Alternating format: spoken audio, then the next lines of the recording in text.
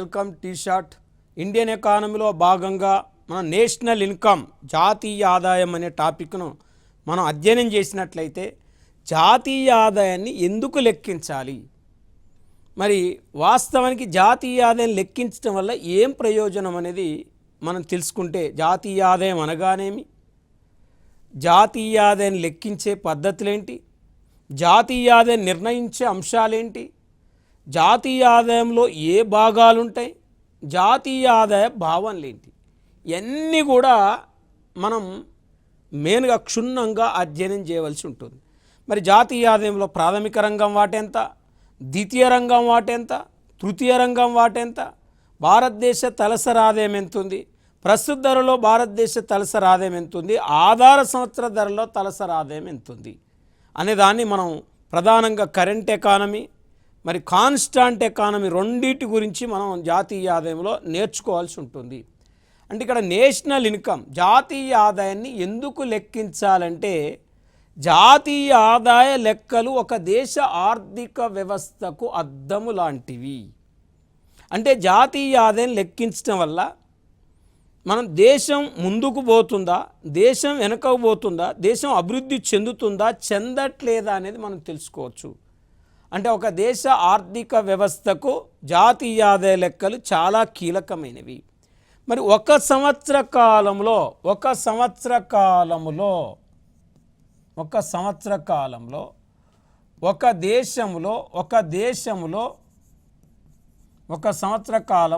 దేశంలో ఉత్పత్తి అయిన అంతిమ వస్తు సేవల సముదాయమే జాతీయ ఆదాయం. అంటే ఒక సంవత్సర కాలంలో ఒక దేశంలో ఉత్పత్తి అయిన అంతిమ వస్తు సేవల సముదాయమే జాతీయ ఆదాయం అని చెప్తున్నాం. Final goods and services in a year in a country called national income.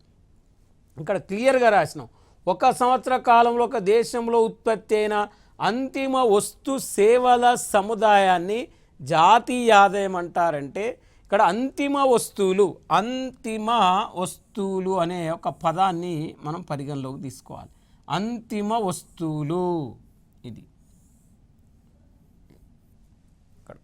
అంతిమ వస్తువులు అనే ఒక పదాన్ని మనం తీసుకున్నాం.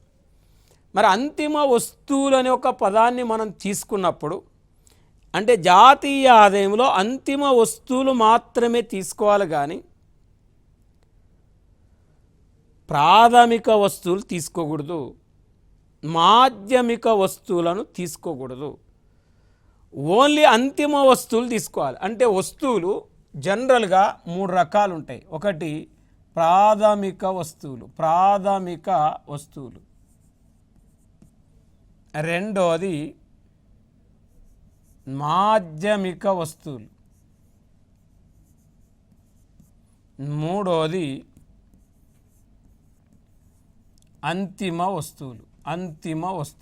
ఇక్కడ ప్రాథమిక వస్తువులు, మాధ్యమిక వస్తువులు, అంతిమ వస్తువులు. అంటే జాతీయ ఆదాయం లెక్కించేటప్పుడు ఏ వస్తువులు తీసుకోవాలి? కేవలం ప్రాథమిక వస్తువులు తీసుకోవద్దు అంటున్నాం, మాధ్యమిక వస్తువులు తీసుకోకూడదు అంటున్నాం, ఓన్లీ అంతిమ వస్తువులు తీసుకోవాలని చెప్తున్నాం. అంటే పూర్తిగా తయారీ కాని వస్తువులను ఏమంటామంటే, పూర్తిగా తయారీ కాని వస్తువులను, ఇంకా తయారీలో ఉన్న వస్తువులను మాధ్యమిక వస్తువులు అంటామండి. అంటే వస్తువులను ఉత్పత్తి చేయటానికి ఉపయోగించే ముడి పదార్థాలను ప్రాథమిక వస్తువులు అంటాం. అంటే వస్తువులను ఉత్పత్తి చేయటానికి ఉపయోగించే రా మెటీరియల్, ముడి పదార్థాలని మనం ప్రాథమిక వస్తువులు అంటాం. ఎగ్జాంపుల్, మరి కాటన్ ఉంది, యార్న్ ఉంది, క్లాత్ ఉంది. కాటన్ పత్తి ఉంది, యార్న్ క్లాత్. మరి కాటను, యార్ను, క్లాత్. మరి కాటను, యార్ను, క్లాత్ అన్నప్పుడు ఇక్కడ కాటన్ అనేది ప్రాథమిక వస్తువు, యార్న్ అనేది మాధ్యమిక వస్తువు, క్లాత్ అనేది అంతిమ వస్తువు. అంటే ఇక్కడ మనకు మేజర్గా మనం పరిగణలోకి తీసుకుంటే ఇది మాధ్యమిక వస్తువు, అండి. ఇది ప్రాథమిక వస్తువు, ఇది అంతిమ వస్తువు. అందుకే మానవుని యొక్క కోరికలను ప్రత్యక్షంగా తీర్చే వస్తు సేవలనే అంతిమ వస్తువులు అంటారు, ఫైనల్ గూడ్స్ అంటారు. కేవలం జాతీయ ఆదాయంలో అంతిమ వస్తువులను మాత్రమే తీసుకోవాలి, పూర్తిగా తయారు కాని వస్తువులు కానీ ప్రాథమిక వస్తువులు కానీ తీసుకోకూడదు. ఇప్పుడు ప్యాడీ ఉంది, ప్రాథమిక వస్తువు. బియ్యం ఉంది, మాధ్యమిక వస్తువు. మరి రైస్ ఉంది, అంతిమ వస్తువు. గోధుమలు, గోధుమ పిండి, గోధుమ రొట్టె. గోధుమలు ప్రాథమిక వస్తువు, గోధుమ పిండి మాధ్యమిక వస్తువు, రొట్టె అంతిమ వస్తువు.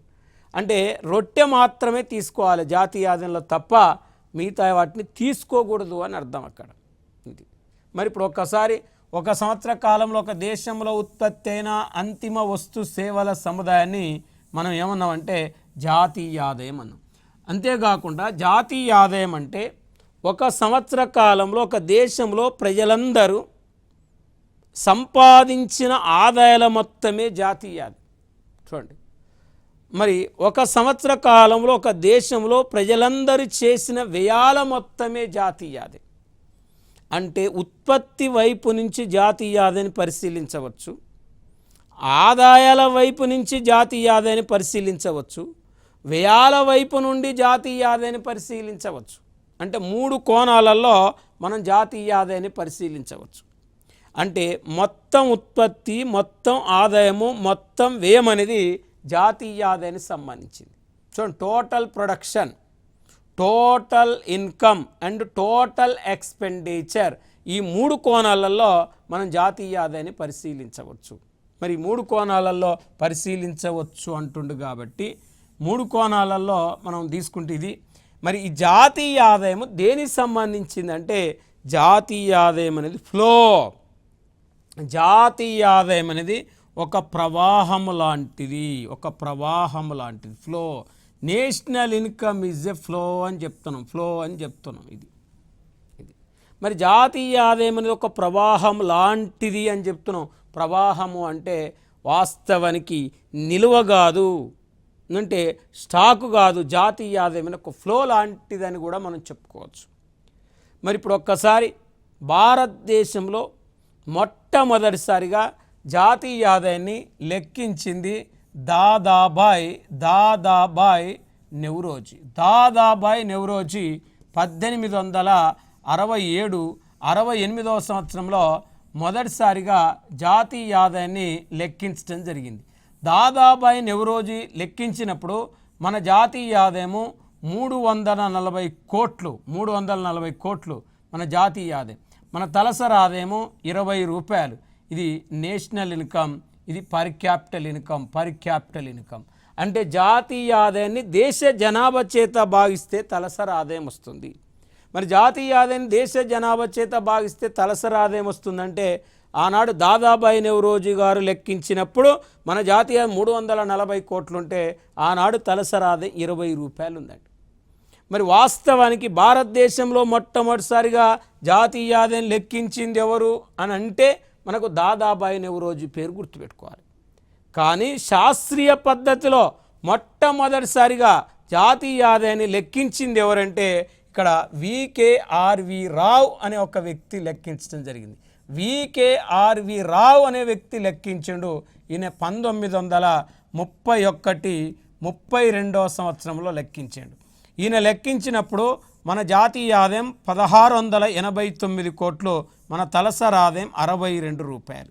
అంటే దాదాబాయి నెవ్రోజీకి వికేఆర్వి రావుకు తేడా ఏంటిది అనేది చూస్తే భారతదేశంలో మొదటిసారిగా జాతీయ ఆదాయం లెక్కించింది దాదాబాయి నెవ్రోజీ. మరి అది భారతదేశంలో మొట్టమొదటిసారిగా శాస్త్రీయ పద్ధతిలో జాతీయ ఆదాయం లెక్కించింది వికేఆర్వి రావ్ అనే పేరు గుర్తుపెట్టుకోవాలి. మరి వికేఆర్వి రావ్ పేరు మనం గుర్తుపెట్టుకోవాలని చెప్తున్నాం. మరి ఇక్కడ జనరల్గా మనం ఒక్కసారి స్టడీ చేస్తే, అధ్యయనం చేస్తే ఇది మరి 31-32లో జనరల్గా మనకు రెండు పద్ధతులు తీసుకొని 2 రంగాలు తీసుకున్నాడు వికేఆర్వి రావు. ఆ 2 రంగాలు ఏంటంటే వ్యవసాయ రంగాన్ని తీసుకున్నాడు. వ్యవసాయ రంగం. రెండవది కార్పొరేట్ రంగం. కార్పొరేట్ రంగం. ఈ 2 రంగాలు తీసుకున్నాడు. 2 రంగాలు తీసుకొని కార్పొరేట్ రంగంలో ఆదాయ మదింపు పద్ధతి, వ్యవసాయ రంగంలో ఉత్పత్తి మదింపు పద్ధతి తీసుకున్నాడు. అంటే 2 పద్ధతులు 2 రంగాలు తీసుకొని ఒక సిస్టమేటిక్గా ఒక సైంటిఫిక్ మెథడ్లో ఒక శాస్త్రీయ పద్ధతిలో మొదటిసారిగా జాతీయ ఆదాయం లెక్కించింది వికేఆర్వి రావు. మరి ఇప్పుడు వాస్తవానికి ఇది గుర్తుపెట్టుకోవాలి. నెక్స్ట్ మనకు స్వాతంత్రం వచ్చిన తర్వాత జాతీయ ఆదాయాన్ని లెక్కించడానికి భారత ప్రభుత్వం 1949వ సంవత్సరంలో జాతీయ ఆదాయ అంచనాల కమిటీని నియమించింది. జాతీయ ఆదాయ అంచనాల కమిటీ, జాతీయ ఆదాయ అంచనాల కమిటీ. ఈ జాతీయ ఆదాయ అంచనాల కమిటీని వాస్తవానికి పిసి మహల్లోబిస్ నేతృత్వంలో నియమించింది. నేతృత్వంలో నియమించింది. అయితే ఈ కమిటీలో, ఈ జాతీయ ఆదాయ కమిటీలో సభ్యులు ఎవరంటే వికేఆర్వి రావు సభ్యుడు, డిఆర్ గాడ్గిల్ సభ్యుడు. వికేఆర్వి రావు సభ్యుడు, డిఆర్ గాడ్గిల్ సభ్యుడు. అంటే 1949లో జాతీయ ఆదాయ అంచనాల కమిటీలో సభ్యులు పిసి మాన్లోబిస్ సభ్యుడు అని చెప్తున్నాం. అంటే ఈయన ఒక సభ్యుడు, డిఆర్ గడ్గిల్ సభ్యుడే, వికేఆర్వి రావు సభ్యుడు, 3 సభ్యులు. ఈ 3 సభ్యులకు జాతీయ ఆదాయ అంచనాల కమిటీకి అధ్యక్షుడు ఎవరంటే పిసి మాన్లోబిస్ అధ్యక్షుడు. వీళ్ళ 3 నేతృత్వంలో జాతీయ ఆదాయం లెక్కించడానికి స్వాతంత్రం వచ్చిన తర్వాత మొదటిసారిగా వేసిన కమిటీ. ఈ కమిటీ మొదటి నివేదికను 1951లో, తుది నివేదికను 1954లో ఈ కమిటీ సమర్పించింది. మరి ఈ కమిటీ ప్రకారం 1948-49లో మన జాతీయ ఆదాయము 8,710 కోట్లు. 8,710 కోట్లు ఉంటే మన తలసరి ఆదాయము 225 రూపాయలు. 8,710 కోట్లు, 8,710 కోట్లు మెయిన్గా మన జాతీయ ఆదాయం ఉంటే మన తలసరి ఆదాయం 225 రూపాయలు మన తలసరి ఆదాయం ఉంది. అంటే స్వాతంత్రం వచ్చిన తర్వాత జాతీయ ఆదాయం లెక్కించడానికి మొదటిసారి వేసిన కమిటీ మనం చూస్తే ఈ జాతీయ ఆదాయ అంచనాల కమిటీ ప్రకారం పిసి మాన్లోబిస్. మరి జనరల్గా ఒక్కసారి చూస్తే ఈ కమిటీ ఫస్ట్ నివేదిక 51, ఫైనల్ నివేదిక 54 ఇచ్చింది. ఈ కమిటీ ప్రకారం 48-49లో మరి మొత్తం మన జాతీయ ఆదాయం 8,710 కోట్లు, మన తలసరి ఆదాయం 225 రూపాయలు. ఇది జనరల్గా మనం ఒకసారి చూస్తే. తర్వాత ప్రతి సంవత్సరం జాతీయ ఆదాయాన్ని లెక్కించడానికి ఒక సంస్థ ఉండాలనే ఉద్దేశంతో జాతీయ ఆదాయం లెక్కించడానికి కేంద్ర గణాంక సంస్థను, వాస్తవానికి ఇక్కడ జాతీయ ఆదాయం లెక్కించడానికి కేంద్ర గణాంక సంస్థను మెయిన్గా 1951లో స్థాపించడం జరిగింది. దీని పేరే సిఎస్ఓ, సెంట్రల్ స్టాటిస్టికల్ ఆర్గనైజేషన్. అంటే జాతీయ ఆదాయాన్ని లెక్కించడానికి సిఎస్ఓను 1951లో లాంచ్ చేయటం జరిగింది. ఇది 1954 నుండి జాతీయ ఆదాయ లెక్కలను సేకరిస్తుంది. అంటే జాతీయ ఆదాయ లెక్కలను సేకరిస్తుంది. సిఎస్ఓ ప్రధాన కార్యాలయము న్యూఢిల్లీలో ఉంది. సిఎస్ఓ యొక్క ప్రధాన కార్యాలయం ఎక్కడుందంటే న్యూఢిల్లీలో ఉంది. దీని యొక్క హెడ్ క్వార్టర్, కేంద్ర గణాంక సంస్థ యొక్క ప్రధాన కార్యాలయం న్యూఢిల్లీలో ఉంది. మరి నెక్స్ట్ మనం చూస్తే జాతీయ గణాంక సంస్థ అంటే నేషనల్ స్టాటిస్టికల్ ఆర్గనైజేషన్. ఇది జాతీయ గణాంక సంస్థ 2006 జూలై 12న దీన్ని ఏర్పాటు చేయటం జరిగింది. 2006 జూలై 12న ఏర్పాటు చేశారు. అంటే ఇప్పుడు జనరల్గా సిఎస్ఓ 1951లో ఏర్పాటు చేశారు. ఎన్ఎస్ఎస్ఓ 1950లో ఏర్పాటు చేశారు. ఎన్ఎస్ఓ 2006లో ఏర్పాటు చేశారు. సిఎస్ఓ జాతీయ ఆదాయాన్ని గణిస్తుంది, ఎన్ఎస్ఎస్ఓ నిరుద్యోగాన్ని పేదరికాన్ని గణిస్తుంది. ఇది అయితే సిఎస్ఓను ఈ ఎన్ఎస్ఎస్ఓను ఎన్ఎస్ఓలో 2007లో కలపాలని నిర్ణయం తీసుకున్నారు. అంటే సిఎస్ఓను ఎన్ఎస్ఎస్ఓను 2007లో వాస్తవానికి ఎన్ఎస్ఓలో కలపాలని నిర్ణయం తీసుకున్నప్పుడు కలపలేదు. అది కలపలేదు. అయితే 2019 మే 23వ తారీఖు నాడు మినిస్ట్రీ ఆఫ్ ప్రోగ్రామ్ స్టాటిస్టికల్ ఇది index ministry of program statistical index వారు 2019 మే 23న సిఎస్ఓ ఎన్ఎస్ఎస్ఓను ఎన్ఎస్ఓలో కలపాలని నిర్ణయం తీసుకోవటం జరిగింది. అంటే వాస్తవానికి సిఎస్ఓ హెడ్ క్వార్టర్ న్యూఢిల్లీలోనే ఉంది, ఎన్ఎస్ఎస్ఓ హెడ్ క్వార్టర్ న్యూఢిల్లీలోనే ఉంది, ఎన్ఎస్ఓ హెడ్ క్వార్టర్ న్యూఢిల్లీలోనే ఉంది. అంటే ఈ సిఎస్ఓ ఎన్ఎస్ఎస్ఓను 2019 మే 23న ministry of progress statistical implementation వారు మరి ఎన్ఎస్ఓలో కలపాలని నిర్ణయం తీసుకుంటే ఈ రెండింటిని 2019 మే 26వ తారీఖు నాడు వాస్తవానికి మరి ఎన్ఎస్ఓలో ఈ రెండింటిని కలపటం జరిగింది. ఇది చూడండి. మరి వాస్తవానికి 2019-20 నుంచి జాతీయ ఆదాయాన్ని 2019-20 నుంచి జాతీయ ఆదాయాన్ని మరి ఎన్ఎస్ఓ లెక్కిస్తుంది,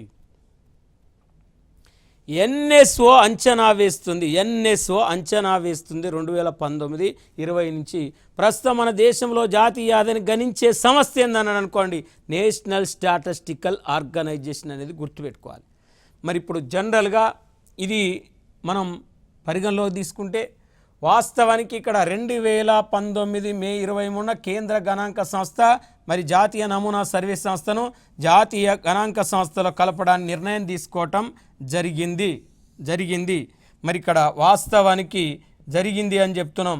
ఇక్కడ 2019 మే 26న దీన్ని కలిపేయటం జరిగింది. కాబట్టి ఇది వాస్తవానికి జాతీయ ఆదాయం మదింపు పద్ధతులు. Estimation of national income method చదివే ముందు వాస్తవం జాతీయ ఆదాయాన్ని లెక్కించడానికి భారతదేశ ఆర్థిక వ్యవస్థను 3 రంగాలుగా విభజిస్తారు. అయితే జీడిపి ఆధారంగా 3 రంగాలు, జిఎన్పి ఆధారంగా 4 రంగాలుగా విభజిస్తారు. మరి జీడిపి ఆధారంగా 3 రంగాలు ఏంటి అంటే ప్రాథమిక రంగం,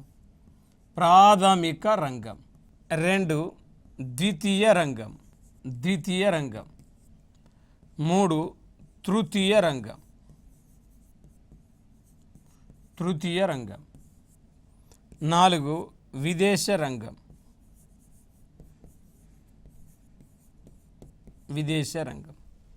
ఒకటి ప్రాథమిక రంగము, 2 ద్వితీయ రంగము, 3 తృతీయ రంగము, 4 విదేశ రంగం. మొత్తం 4 రంగాలు ఉన్నాయి. మరి ఇక్కడ primary sector, secondary sector, territory sector, foreign sector, ఇలా 4 రంగాలలో వాస్తవానికి జీడిపి ఆధారంగా ఈ 3 రంగాలని చెప్పొచ్చు. జీడిపి ఆధారంగా, జిఎన్పి ఆధారంగా అదనంగా ఈ రంగం గెలుస్తుంది. జిఎన్పి ప్రకారం అదనంగా ఈ రంగం గెలుస్తుంది. ఇది మరి ప్రాథమిక రంగం, ద్వితీయ రంగం, తృతీయ రంగం, విదేశ రంగం అని 4 రంగాలు చెప్పుకుంటున్నాం కదా. మరి ఇప్పుడు జనరల్గా మనం స్టడీ చేస్తే మెయిన్గా ఈ రంగాల్లో ఉత్పత్తి మదింపు పద్ధతి, ఆదాయాల మదింపు పద్ధతి, వ్యయాల మదింపు పద్ధతి అని వాడతారట. మరి production method, income method, expenditure method అనేది వాడతారని చెప్తున్నాం. అయితే ఇక్కడ ప్రాథమిక రంగాన్ని మనం తీసుకుంటే ఏమొస్తాయి ప్రాథమిక రంగంలో అంటే, ప్రాథమిక రంగంలో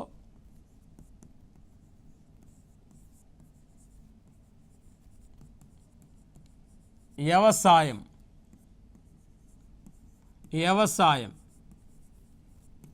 అడవులు, మత్స్య సంపద, పశుపోషణ, గనులు. ఇది ద్వితీయ రంగం తీసుకుంటే ఏమొస్తాయంటే ద్వితీయ రంగంలో ఇందులో మెయిన్గా నిర్మాణ రంగం,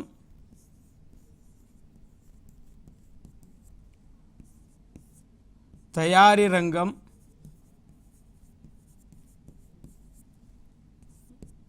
విద్యుత్, చమురు, గ్యాస్,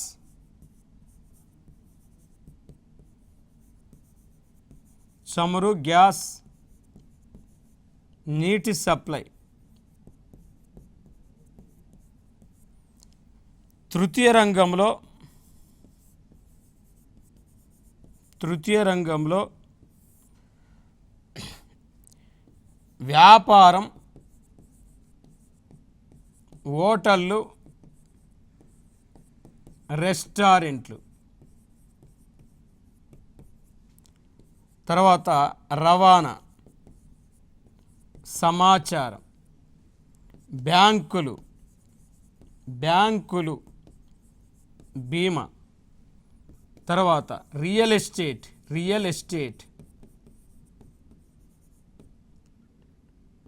తర్వాత ప్రభుత్వ పాలన. నెక్స్ట్ మనం తీసుకుంటే ప్రభుత్వ పాలన, సామాజిక సేవలు.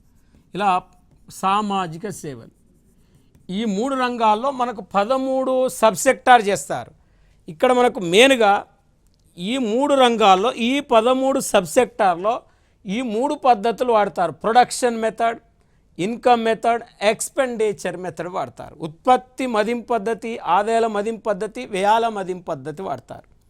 మరి ఇప్పుడు జనరల్గా మనం ఒకసారి తీసుకుంటే ఈ ఉత్పత్తి మదింపు పద్ధతిని ప్రాథమిక రంగంలో వాడతారు. ప్రాథమిక రంగమైన వ్యవసాయము, అడవులు, మత్స్య సంపద, పశుపోషణ, గనులు ఇందులో వాడతారు.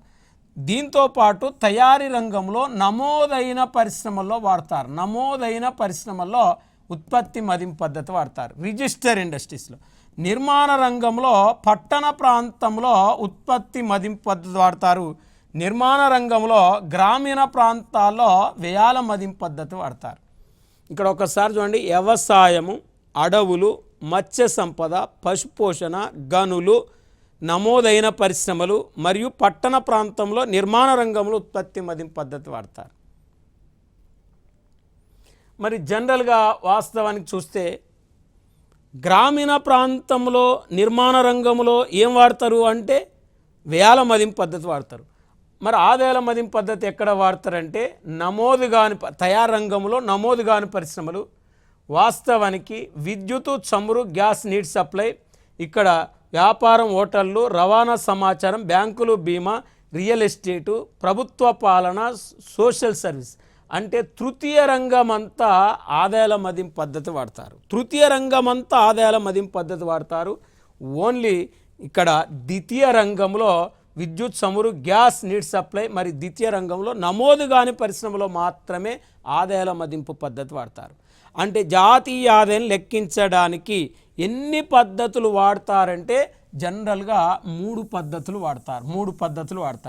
ఈ 3 పద్ధతులను ఉపయోగించి జాతీయ ఆదాయాన్ని ప్రజెంట్ ఎవరు లెక్కిస్తున్నారు అంటే నేషనల్ స్టాటిస్టికల్ ఆర్గనైజేషన్. అంటే నేషనల్ స్టాటిస్టికల్ ఆర్గనైజేషన్ అంటే కేంద్ర గణాంక సంస్థ ప్రజెంట్ లెక్కిస్తుంది, ప్రజెంట్ అంచనా వేస్తుంది అని చెప్తున్నాం. మరి ప్రజెంట్ లెక్కిస్తుంది, ప్రజెంట్ అంచనా వేస్తుంది అని చెప్తున్నాం. అయితే ఎన్ఎస్ఓ జాతీయ ఆదాయం లెక్కించడానికి ఎన్ఎస్ఓకు బిఫోర్ సిఎస్ఓ జాతీయ ఆదాయం లెక్కించింది. ఎన్ఎస్ఓ జాతీయ ఆదాయం లెక్కించడానికి ఒక ఆధార సంవత్సరాన్ని తీసుకుంటుంది. ఒక బేస్ ఇయర్ అంటాం. ఆధార సంవత్సరము బేస్ ఇయర్ అంటే ఆధార సంవత్సరం. మరి ఆధార సంవత్సరాన్ని తీసుకొని జాతీయ ఆదాయాన్ని లెక్కిస్తుంది, జాతీయ ఆదాయాన్ని క్యాలిక్యులేట్ చేస్తుంది అని చెప్తాం. మరి ఏంటిది ఆ బేస్ ఇయర్ ఏంటిది, ఆ ఆధార సంవత్సరం ఏంటిది అనే దాన్ని మనం తీసుకుంటే భారతదేశ చరిత్రలో జాతీయ ఆదాయాన్ని లెక్కించడానికి మెయిన్గా మొదటి ఆధార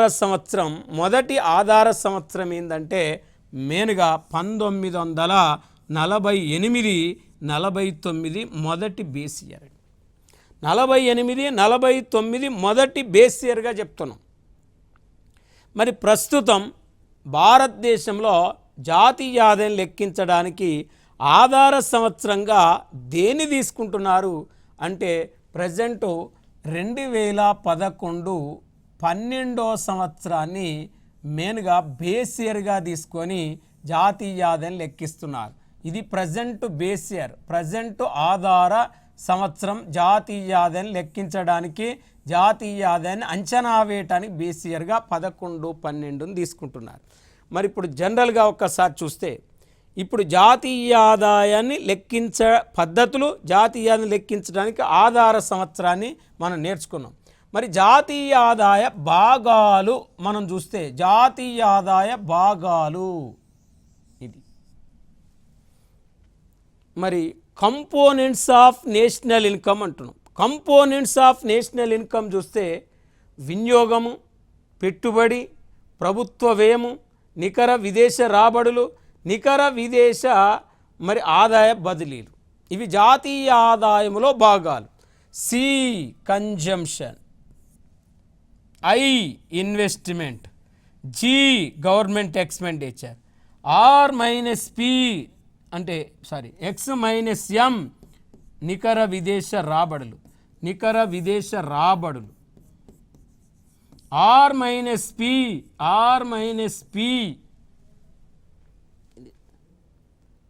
ఓకే. వినియోగం అంటే సి అంటున్నాం, పెట్టుబడి అంటే ఐ అంటున్నాం, ప్రభుత్వ వ్యయం అంటే జి అంటున్నాం, మరి నికర విదేశ రాబడులు అంటే ఎక్స్ మైనస్ ఎం అంటున్నాం, నికర విదేశ ఆదాయ బదిలీలు అంటే ఆర్ మైనస్ పి అంటున్నాం. ఇది సి అంటే వినియోగం. మానవుని యొక్క కోరికలను ప్రత్యక్షంగా తీర్చే వస్తు సేవలపై చేసే ఖర్చునే వినియోగం అంట. మానవుని యొక్క కోరికలను ప్రత్యక్షంగా తీర్చే వస్తు సేవలపై చేసే ఖర్చునే వినియోగం అంటాం.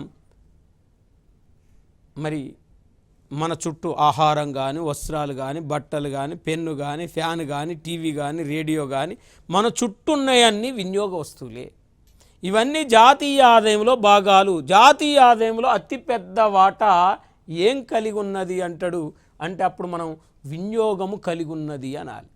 ఒక వ్యక్తి 10 లక్షల రూపాయలు కారు మీద పెట్టుబడి పెట్టి తన పర్సనల్గా వాడుకుంటే అది వినియోగం అవుతుంది. రెంటల్గా యూజ్ చేస్తే, రెంటల్కి ఇస్తే అది పెట్టుబడి అవుతుంది. మానవుని యొక్క కోరికలను పరోక్షంగా తీర్చే వస్తు సేవలపై చేసే ఖర్చునే పెట్టుబడి అంటారు. మరి ఈ పెట్టుబడి అంటే యంత్రాలు, యంత్ర పరికరాలు, భవనాల మీద చేసేదంతా పెట్టుబడి కిందికి వస్తుంది. నెక్స్ట్ ప్రభుత్వ వ్యయం, జి గవర్నమెంట్ ఎక్స్పెండిచర్. ప్రభుత్వము అనేక వస్తు సేవల మీద ఖర్చు చేస్తుంది. విద్య మీద, వైద్యం మీద, దేశ రక్షణ మీద, పెన్షన్ల మీద, స్కాలర్షిప్ల మీద, సబ్సిడీల మీద ప్రభుత్వం వ్యయం చేస్తుంది. ప్రభుత్వం చేసే వ్యయమంతా జాతీయ ఆదాయంలో భాగమే, జాతీయ ఆదాయంలో భాగమే అని చెప్తున్నాం.